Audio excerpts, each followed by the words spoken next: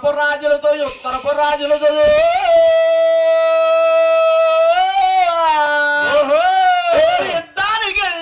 యుద్ధానికి వెళ్ళేవా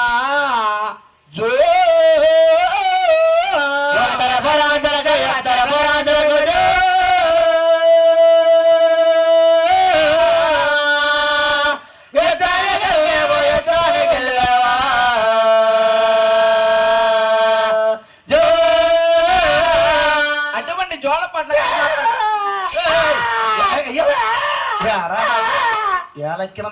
ఏది జోలపాట మరే ఓయ్ బాబోయ్ ఈ మాత్రం జోలపాట ఇంటికాడ మా ఆవిడ పాట ఇంటికాడ మీ ఆవిడ పడుతుందా నాకేడే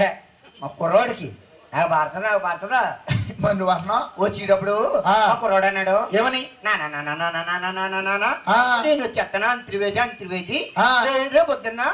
సండే సెలవ అన్నాడు సండే సెలవు అంటే మేము సంబరంలో మేము ఉంటాము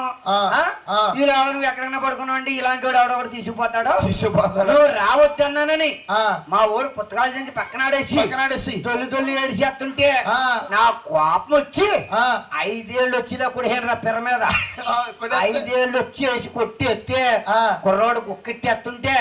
మా ఆవిడి ఓ తల్లిగన్నా బిడ్డ ఓ కిల్లాలకన్నా కూతురు దొడ్డి నుంచి పరిగెట్టుకొచ్చి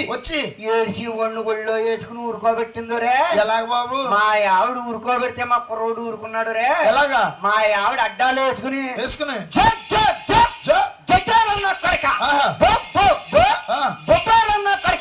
కదిలేవంటే పల్లెరు చెత్తను మెదిలేవంటే మల్లెరు చెత్తను పడుకోరా నిద్రరా పడుకున్నాడు కుర్రాడు పడుకున్నాడా మళ్ళీ అలా ఉన్నాడు ఇలా కళ్ళు మూసాడు అంతే మా ఆవిడ జోలపాడ మొదలెట్టినాకో ఈదిలో పిల్లలు ఎవరు కూడా బయట తిరగరు అయ్యి బాబోయ్ దొరికితే ఇచ్చేద్దామో రేపు వద్దున సారి ఊరు తీస్తురా మంచోడు పలసగా 4-5 పిల్లలు ఉన్నారు వీళ్ళు కూడా మాయమైపోతారు ఇలా పడుకుంటారు ఇప్పుడు జోలపాడ అంటే అటువంటిది కదండి ఇలాంటి జోలపాడ కాదు బాబు ఇటువంటిది కాదు వీళ్ళ మామ పాడింది వీళ్ళ మామ ఇదిగా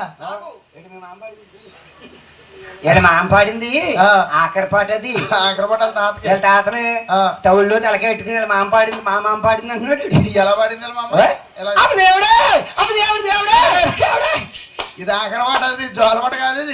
ఇది ఆఖరి పాటే